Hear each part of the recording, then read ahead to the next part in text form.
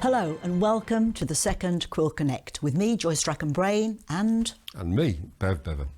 But before we crack on with the show, we'd just like to thank you all for the wonderful response we had to the show. We had some fantastic comments and we also had some fantastic questions.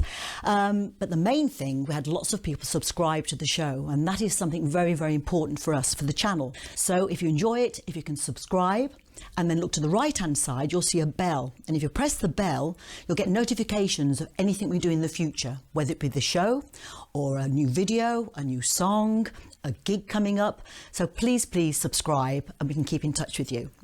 Now, as I mentioned, we have some fantastic questions, and we're going to get to those through future shows. But Bev mentioned last time, a dear friend of ours, Keith James Sinclair from ELO Beatles Forever, has put two questions, and we're going to approach those today. Before I answer my question from Keith James Sinclair, I'd like to thank you all for the response, lovely response that I had. At the end, just before Christmas, I gave you what I thought were the best albums of the year, the best music books of the year. Got a terrific response from you guys. Thank you so much, and please keep in touch. That's what this is all about. We really want to hear from you. Any questions you have, any queries for me, for Joy, anybody else in Quill, the crew, please get in touch. Now, the first question that Keith has given us is, what was the first gig you ever attended? And I remember it really, really well, even though it was back in black and white days, a long time ago. I was at school, at Moseley Grammar School. I'd formed a band, along with some pals, called Rockin' Ronnie and the Renegades. And Rockin' Ronnie Smith, was probably my best friend at the time at school. We were both music fanatics. We just loved American rock and roll music. And Ronnie's absolute favourite was a guy called Gene Vincent. I'm sure you remember. Bee-ba-blula, she's my baby. So it was advertised in the Birmingham Mail that Gene Vincent was coming to the West Bromwich Adelphi to do a show. It was July 1961. So Ronnie and I took a day off school, took off our school uniforms, put on the rock and roll gear, the best we could find, got a bus into Birmingham, another bus into West Brom, walked to the West Bromwich Adelphi.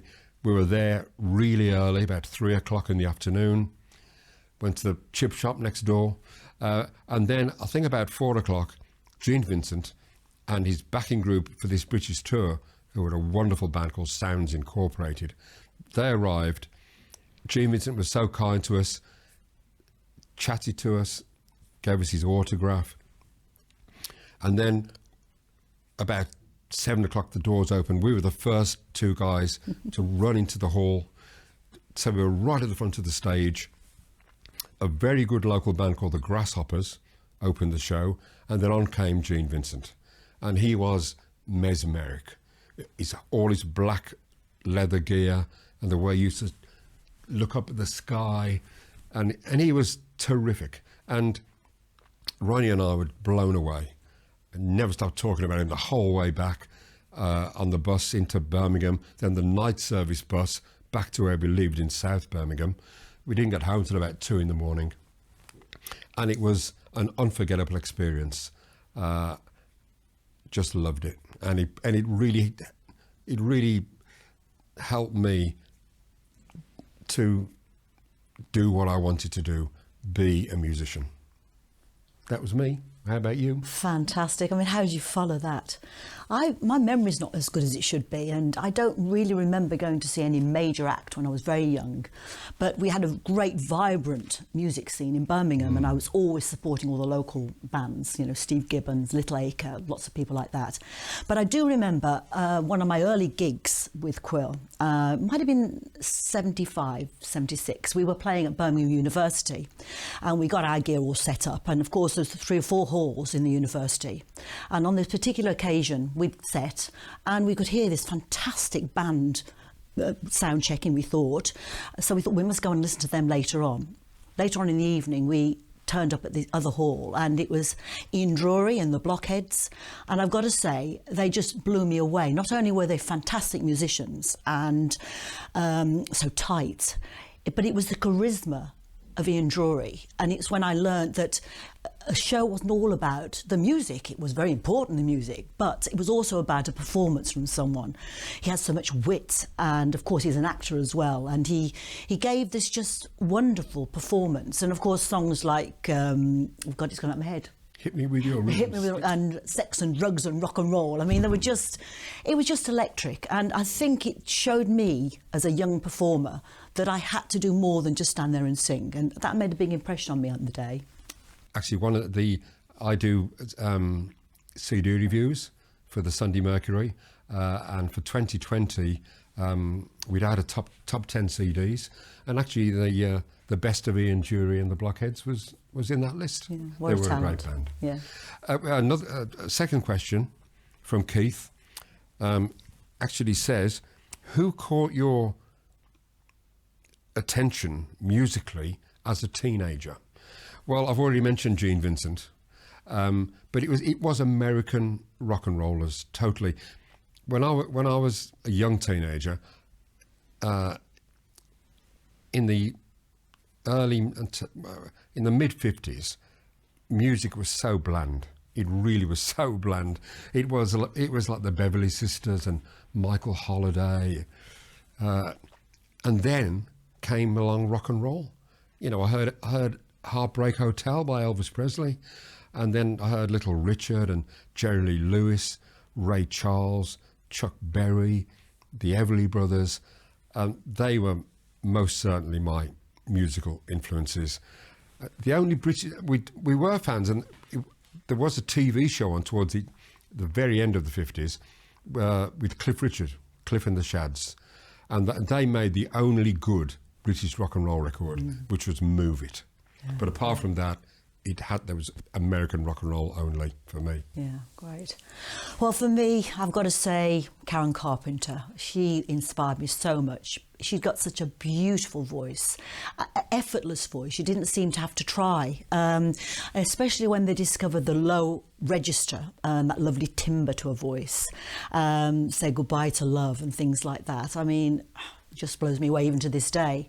And then, of course, it wouldn't be complete without me saying Dusty Springfield. All the way through my career, she's inspired me. And when I was lucky enough to play in the Stand Up and Rock show, I was able to cover one of her songs. And, well, what can I say? Fantastic artist. Then, obviously, the Beatles and the Stones. But another person that really inspired me around that time was David Bowie.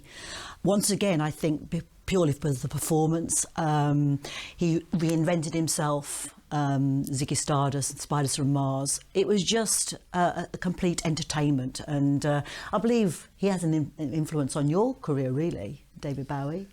Yeah, David Bowie, before he became David Bowie, was Davy Jones and the Lower Fifth, I think they were called. But they were really making it big, and they came to Birmingham. I think it was the Cedar Club, and Trevor Burton and Ace Kefford went to see him. They were pals, and they said, "Oh, David, please give us your tip. We want to come to London and be in a star band like you are." And David Jones, the advice, he said, "Well, what you should do is get yourself the best guys around. You get the best bass player, the best rhythm guitarist, lead guitarist, drummer, lead vocalist, whichever lineup you're going to have. Find those guys." Rehearse like crazy. Get yourself down to London, get noticed, get yourself a manager. That's my advice. And that's exactly what Ace and Trevor did. And that's how the Move got formed. Great story. And talking of music, it's about time we had some, isn't it? Yes, we'd like to play you a song that's going to be on the forthcoming album, one of our own songs, called Coat of Colours. And I think it's particularly poignant at the moment because we're all in this strange period of a lockdown. People are restricted to see their family and their friends. It makes you realise how much you love your family and how important they are to you, whether they're here with you in this world or if they've passed. And I hope you enjoy the song. It's called Coat of Colours.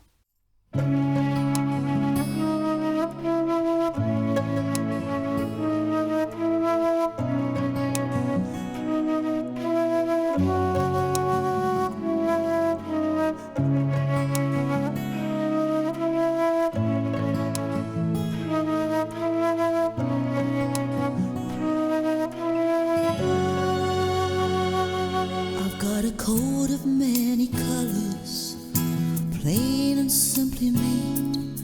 I've got the buttons from my sister, golden threads and purest jade. I've got the collar from my father, torn from remnants of his youth, and the pockets from my mother, full of prayer and simple truth. And the time it took to make this precious coat is so within.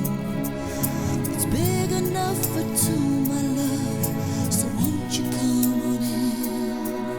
And my coat of many colors, seen the sunshine turn to rain, and return into some place I know will never be the same.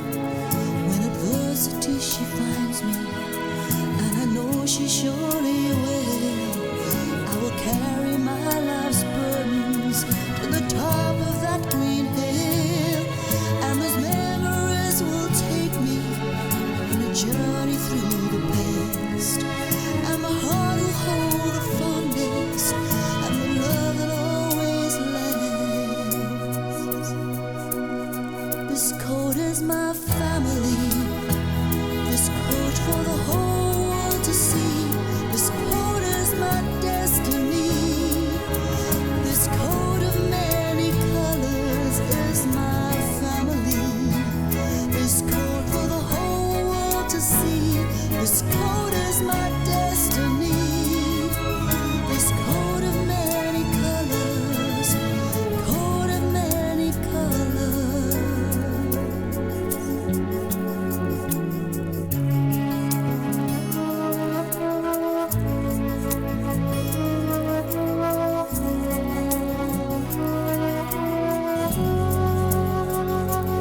I know that someday I will walk again on pure silver sand.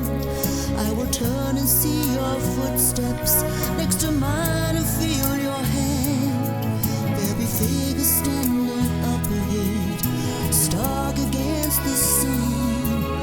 A music playing in my head to the pounding of a drum. I will pull my collar higher, stride into the quickening wind, cross the plains toward utopia, into your arms again. This coat is my family, this coat for the whole world to see. This coat is my destiny. This coat of many colors is my family. This coat for the whole world to see. This coat is my destiny. This coat of many colors. This coat of many colors.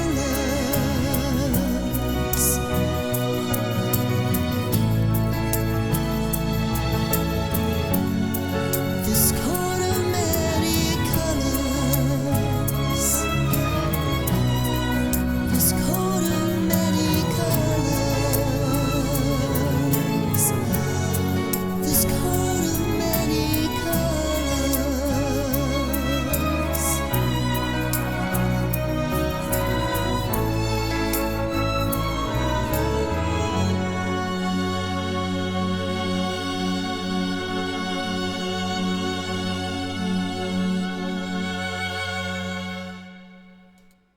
Hope you enjoyed that. Coat of Colours, sung beautifully by Joy, I'd say. What's next now? Well, I think it's about time for the anniversaries, special dates. It is. Last year, the first Quill Connect, we mentioned several birthdays of people. We're going to expand on that quite a lot, actually. There are birthdays, but just general anniversaries of related to musicians, not just Midlands musicians, worldwide, who have birthdays and anniversaries in the months of January and February. We're recording this show very close to New Year's Eve, so this is all coming up as we speak. Yeah. January the 4th unfortunately, a great character, Phil Lynott, died on January the 4th, 1986. And it was my pleasure to work with him once on a TV show and we sang a song called "We Are the Boys Who Make All the Noise."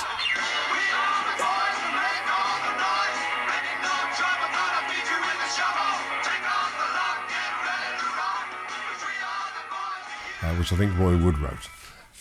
But it was a rock and roll medley, old rock and roll songs. It was a great one-off band. It was Phil Lynott, Chaz Hodges, Roy Wood, and myself. And there was a video that went kind of viral when poor old Chaz Hodges died a couple of years ago. So Phil and Dave, remember you. Fantastic, yeah. Now, a nice memory for me was on January the 5th, the Move's debut single entered the UK charts in 1967, The Night of Fear. After several years of making records or trying to get a record deal, to get that first hit single, which actually went on to be a number 2 hit, was a thrill. It was only a first. It's only ever one first. Okay, January the 9th. You've missed a birthday. Yes, I haven't. January the 6th is the lovely Kate McWilliam. Of course it is. Yeah, Kate has got a birthday, and happy birthday to you, Kate, when it comes up. And thank you for my lovely present. This was a Christmas present from Kate, so thank you, Kate. Have a great birthday. Indeed, Kate. Happy birthday from all of us in Quill and the guys here. Just after you, on the 9th of January, it will be Crystal Gale's 70th birthday. Wow. And I did meet her once. I was working with ELO in Nashville, and Crystal Gale came back to the dressing room afterwards to say hello. Lovely, lovely girl with the longest hair I've ever seen in my life, literally down to her knees. Yeah, I thought extraordinary, it was. extraordinary hair. And then on the 10th, I don't know it's anybody's birthday on the 10th, is there? Oh, it's you. Yeah. Yeah. Be interesting to see have a lockdown birthday.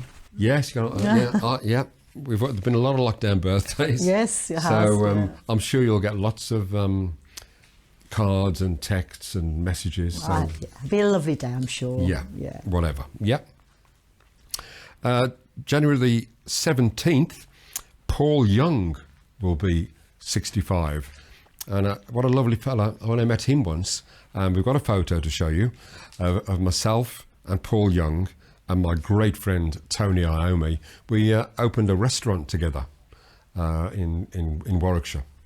And it's a nice photo. And you can see how tall Paul is, because I'm 6'1", and Tony's 6 foot, and Paul's up here. Lovely guy. And now we move into February. And February the 1st, Don Everly, one of my absolute heroes from the Everly Brothers, will be 84 years old. Okay. Following Don Everly, it was 84 on February the 1st. On February the 2nd, Graham Nash will be 79 years old. And I met Graham when he was with the Hollies. And when The Move played our one and only American tour in 1969, October 69, we did 5 nights at the legendary Whiskey A Go-Go Club on Sunset Strip in Los Angeles. And Graham came along and he brought his girlfriend, who just happened to be Joni Mitchell.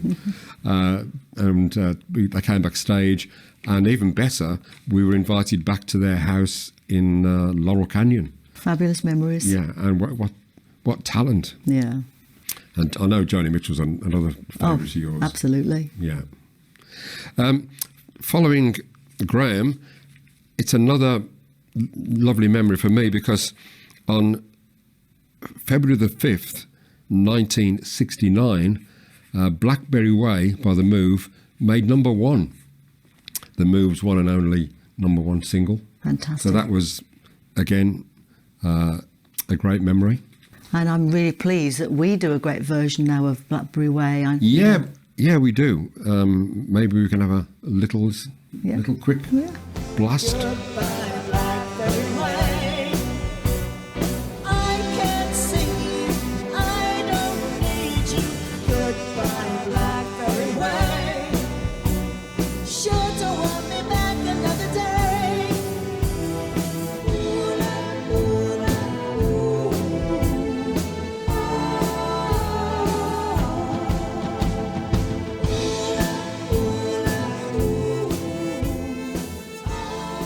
Okay, on the 9th of Feb, one of my favourite and a real inspiration, great drummer, Brian Bennett. Brian Bennett's 81. And remember we did a Bev and Band gig. I think it was Henley and Arden Golf Club. It was a golf club, wasn't it? And Brian Bennett came. Yeah, he was a lovely guy. What a lovely fellow, wasn't he? So down to earth and so interested in other people, asking about us and what we were doing. Yeah, lovely fella. Yeah, I mean, he's more than a drummer. He's written so many TV themes. I know. Very talented man. You don't realise. No.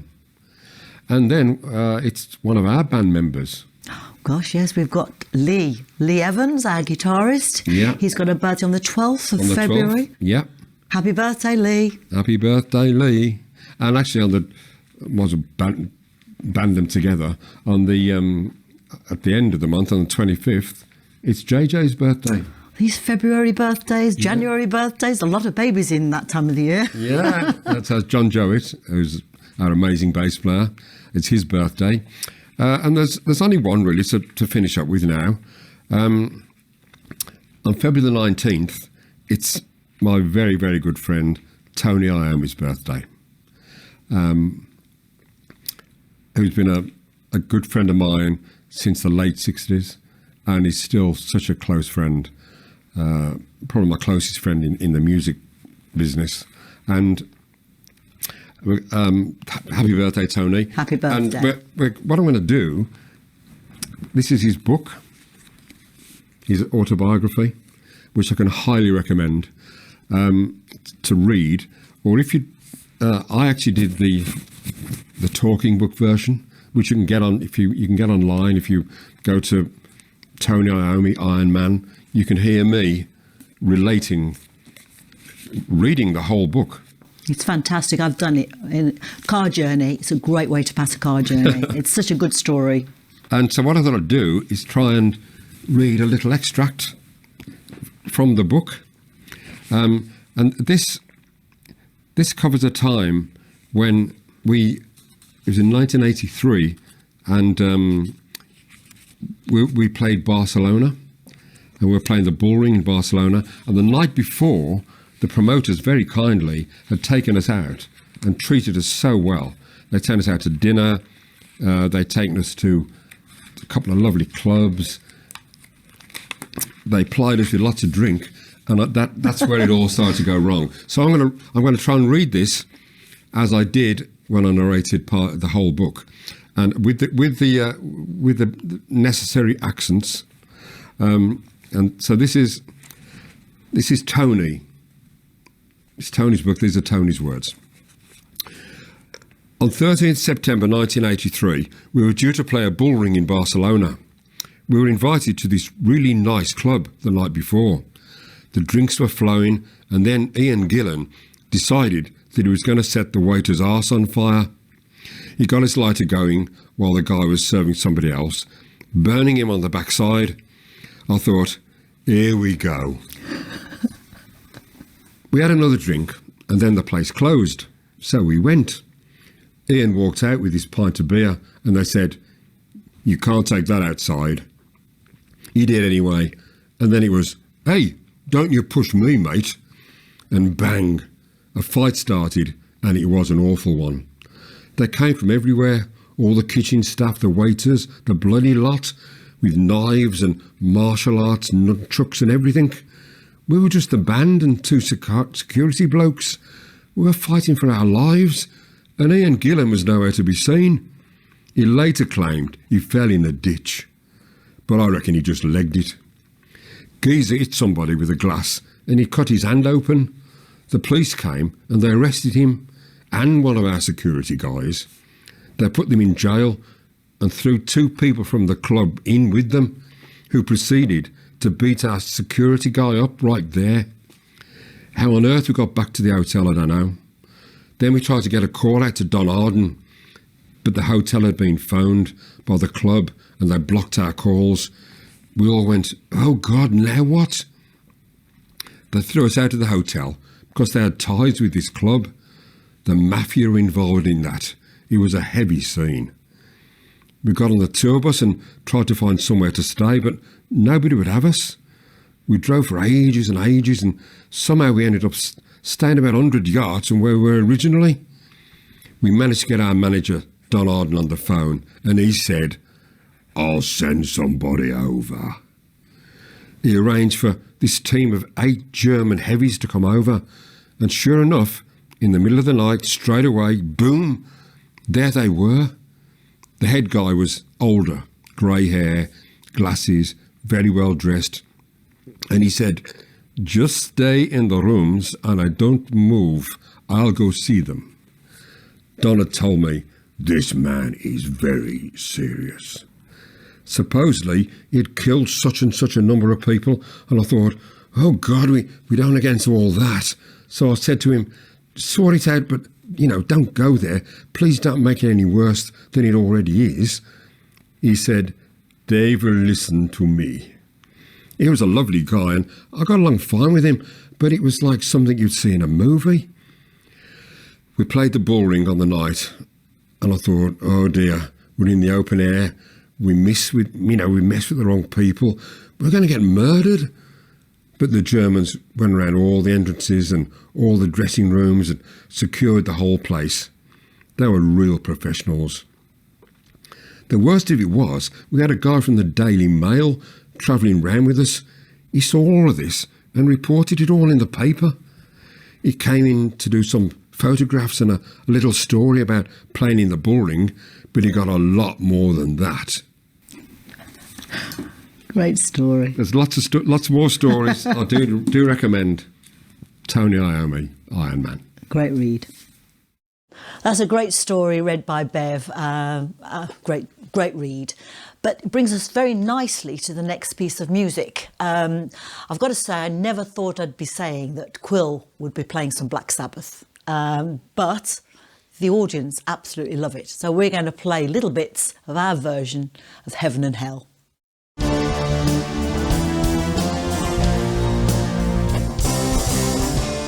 Well, here we are again, as you can see, in a very different environment to our usual wonderful studio.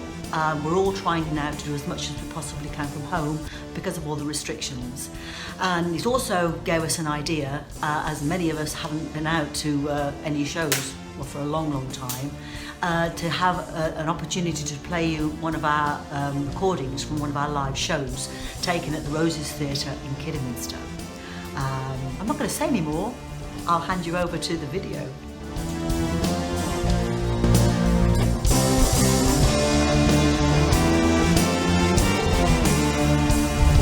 Sing me a song, you're a singer. Do me a wrong, you're a bringer of evil. Devil is never a maker. The less that you give, you're a taker. So it's on and on and on. It's heaven and hell. Oh, yeah. Well, that was Heaven and Hell. I'm sure you recognised it. When I was with Black Sabbath, it was, I think, my favourite song to play with them. And it's certainly one of my favourite songs to play now again with Quill. Love it. And digging out my old diaries, the last time that I played Heaven and Hell with Black Sabbath was the 21st of July 1987, and it was at the Panathinaikos Well done, you. Stadium in Athens in Greece. And even though it was about 9 o'clock at night, it was incredibly hot. It was like 110 degrees. It was ridiculous. We're all sweating, and it was the debut of a new lead singer that night for Black Sabbath, Tony Martin, who was very nervous. And he had right to be, because we went down a storm with the crowd, but I don't know if it was the heat or whatever, but the crowd just went berserk, and they started to storm the stage. Wow. They're literally climbing up all over the stage, up the lighting rigs and everywhere. Scary. And it was scary, and we legged it. We got off the stage, and the dressing room, because being a football stadium, were on the side, so we actually ran to escape this really mad crowd. And the road crew, bless them, they get all the best jobs, the road crew. They were literally fighting them off with like mic stands and stuff. Wow. And got them under control. But it was pretty unforgettable last time I ever played Heaven and Hell. Wonderful.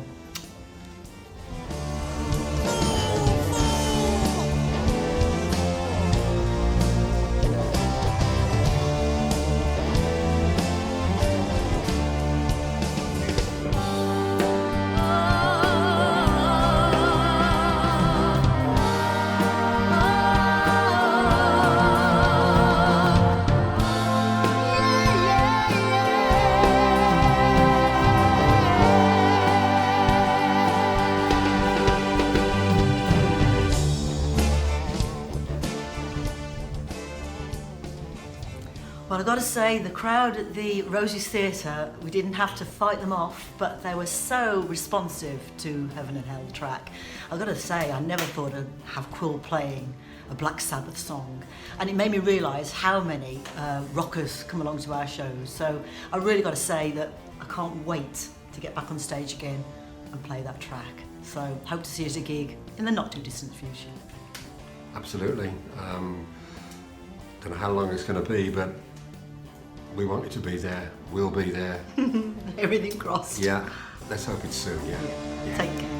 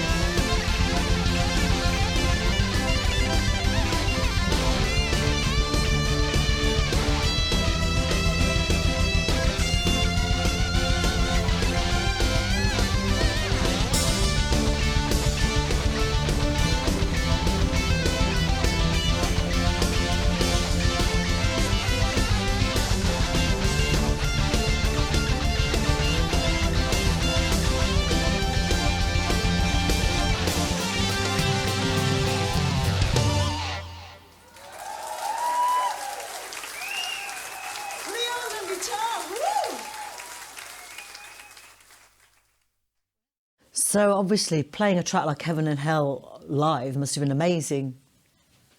Well, it just hearing that and seeing that, God, it just makes me miss playing so much. I know. Just watching me and Andy doing our drum thing together. Yeah. Last time we did that was March 2020 when we did that. It's so sad. I know, but that it's coming back. Yeah. It's coming back. And that is such a great part of the song, because obviously it's something we've added ourselves, you and Andy, the way you battle it out on the drums. Yeah. You swap over from percussion to drums, and it is a real magic part of the set. Yeah, it's something me and Andy love doing. It's a great bit of fun, but I think it's original. It's great to be original. Yeah, absolutely. Yeah. And it's time to, talking of members of the band.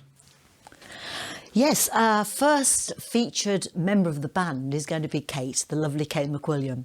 And we've known each other a long time. I won't say too much because I know Kate's going to fill you in with lots of details.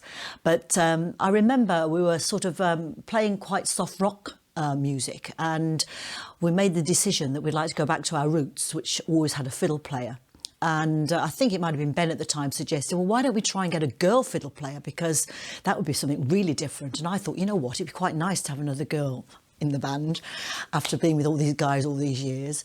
So we put some adverts around, and a rehearsal room we used to play called Rubanas, and went up on the wall, and Rob, the guy that ran the place, said, I know a couple of sisters that play the fiddle.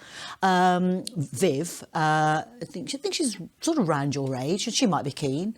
Anyway, it turns out that Viv had got a young daughter at the time and couldn't quite commit to the band, but she said, I think my sister Kate would be interested. And I'll let you, Kate, tell you more.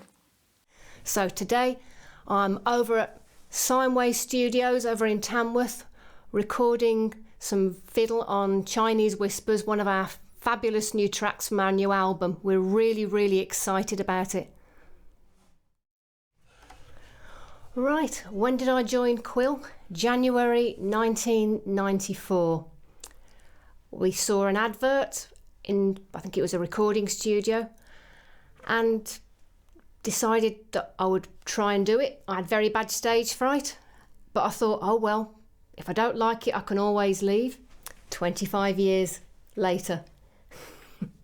But fortunately, I had a lot of help and support along the way, which is just as well, because a couple of months into me being a member of the band, we got the opportunity to be the comedian Chubby Brown's support band. So about 2 or 3 months I've been in the band. We go up to Edinburgh Playhouse. I'm still a bit nervous before gigs. The curtain goes back. There's 4,000 people in that theatre. My jaw dropped. And apparently, according to our sound man at the time, so did Ben's. When that curtain went back, jaw dropped. We just had to get on with it. Half an hour, give a good lively performance to just, prepare the audience for the great show they'd got to come. So that was very, very good training for what you can do when you absolutely have to. I couldn't run off the stage and hide like I wanted to. You just had to do it. And we've been to some great places, worked with some fantastic people. We worked in Israel. We used to do a regular kind of 3-week slot in Eilat in Israel, which was an absolutely beautiful place. Met some fascinating people. And we also used to do a lot of work for Harley. And through Harley Davidson, we played at local rallies throughout Europe. We played in Biarritz, which was just an incredible experience. We played in Norway. We played in Switzerland, up at Davos. And one of my wonderful memories of Davos was taking the cable car up to the top of the mountain, having a little coffee and cognac in the cafe. And there was a local choir in there, a proper yodeling choir. The first time I'd ever heard a proper yodeling choir. Absolutely beautiful. And what a setting to hear it in. We've played in Spain, in Barcelona. And one of my lovely memories is after the gig, after maybe a couple of drinks, perhaps, is going back through the streets of Barcelona in a shopping trolley, being pushed by the sound man. And then I think Joy jumped in as well. Lots of really good memories, really good experiences. And there's so much more I could say, but I would take up the entire show with this. So I'll leave it for now unless anyone's got any more questions for me.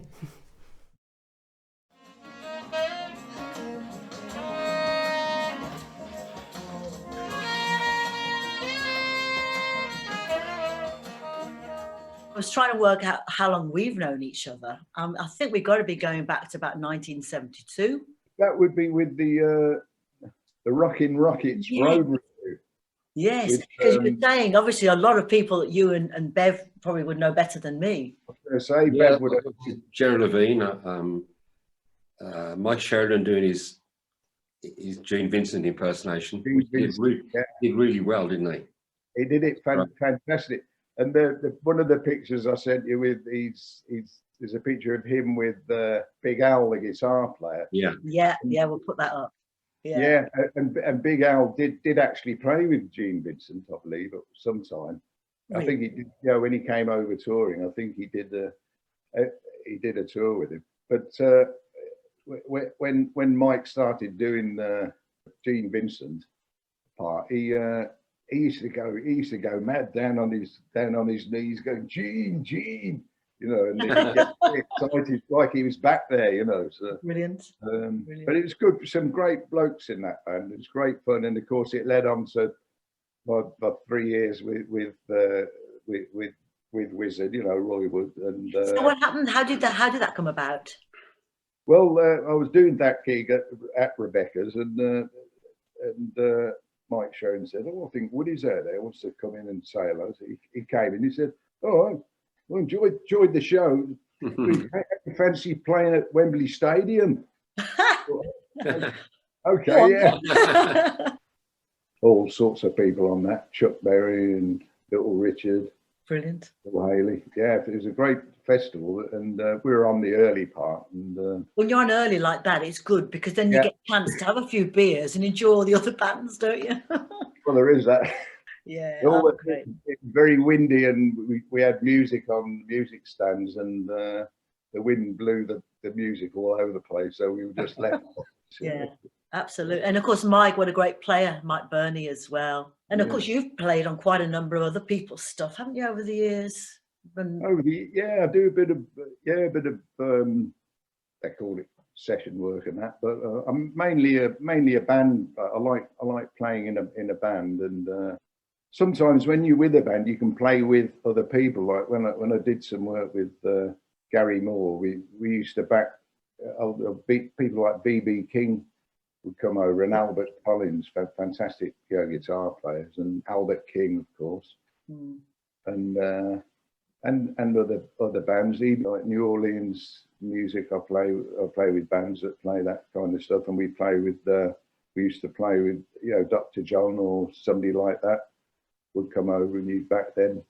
Yeah, it'd be just a fleeting experience, but really, it's a good experience. Well, you're in a great band now, aren't you, with Andy Fairweather the Low? Yeah, that's right, and that is, we're all part of it. I mean, it's Andy's band.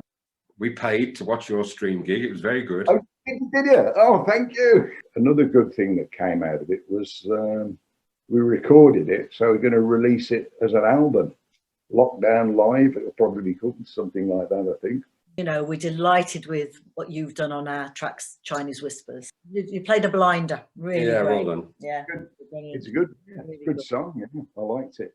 Oh, thank you. Well, we loved it, especially your bit you've put to it. But hopefully it's not going to be too long before we're back out there gigging again. So fingers crossed. I hope so. Yeah, I mean, hopefully we'll see you on the road sometime. Yeah, wouldn't that be great? Wouldn't that be great? Well, Nick, it's been absolutely fantastic having this, chat with you, and lovely to see you, after all these years. Although you did the Yeah. second for us, you were from home. So it's been great having you here, and look forward to getting together at one point at a gig. And I hope so. Maybe a little festival somewhere we can. Well, I think Andy Farrow, the Low Riders, and Quill would make a really good bill, actually.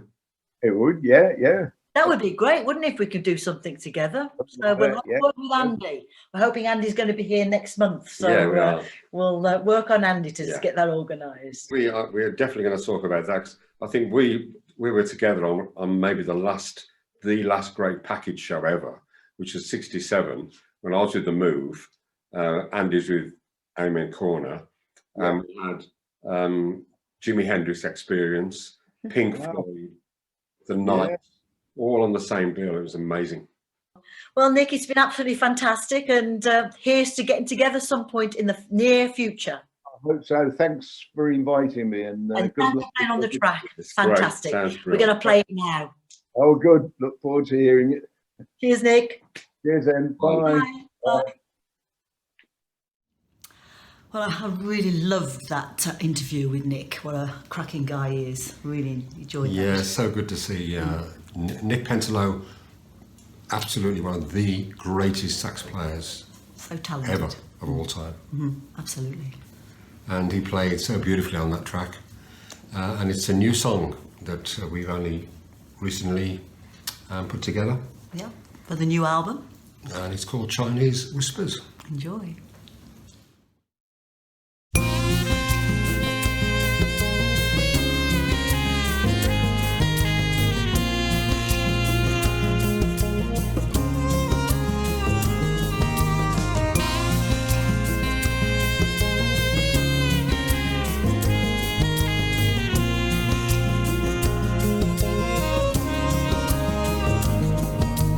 Are you on the street and level?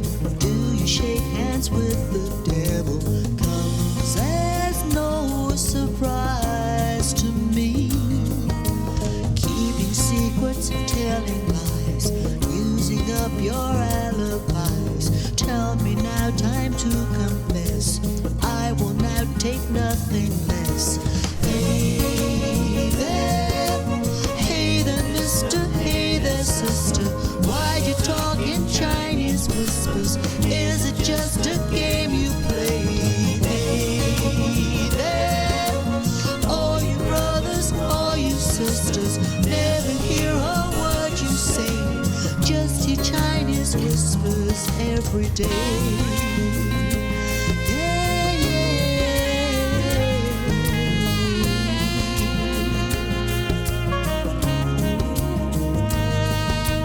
Tell the truth, time to confess, or you'll feel the teeth behind the case.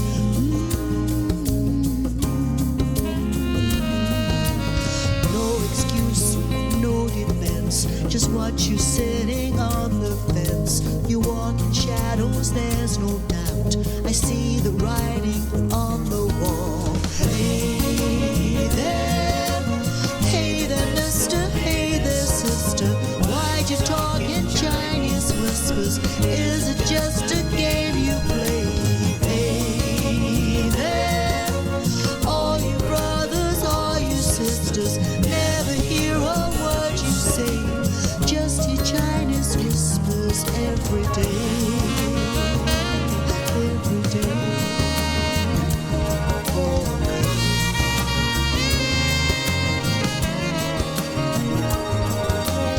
Whispers through the chimneys, whispers in the halls, whispers down the corridors, whispers through the walls. There's suggestion of suspicion, murmur of some great ambition, comes as no surprise to me. Rumors started, gossip spun, never want to be outdone. Fabricate and falsify, and all the time I know you lie. Hey there, mister, hey there, sister.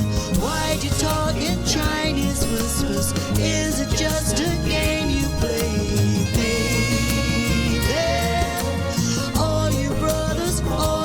sisters. Never hear a word you say, just your Chinese whispers every day. Yeah, yeah, every day.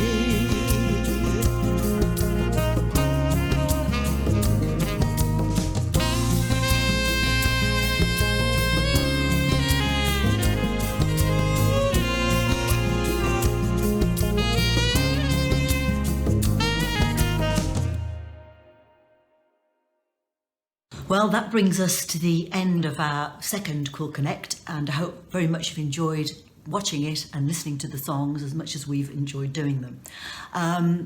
We've had a lot of people inquiring as to whether they can get the new songs before the album's completed. So we've decided we will sort out a download. So you can go onto our website and you can download the tracks from the show. All you need to do is to go onto our website, which is www.quilluk.com, and all the merchandise will be on there, and also the download. The other thing, big favour we need to ask you, will you please subscribe to the show, to the channel, and also press the bell on the right hand side, and that gives you notifications of anything coming up on the channel. Yeah, so that's the end of number 2, and now we start work on Quill Connect 3. And hopefully COVID won't get in the way, because our special guest on show number 3 is my old friend Andy Fairweather-Lowe. He's a fabulous guy. He's got a great band. Check him out if you can, as soon as you can. We go back a long time, me and Andy. We did a most amazing tour back in '68 with Jimi Hendrix, Pink Floyd, Andy and The Move with me. Andy was with Amen Corner in those days, and it was an incredible tour, and we'll obviously talk about that on the next show. Some great stories coming up there. Yeah, so keep safe. Stay safe. And we'll see you soon. See you next time.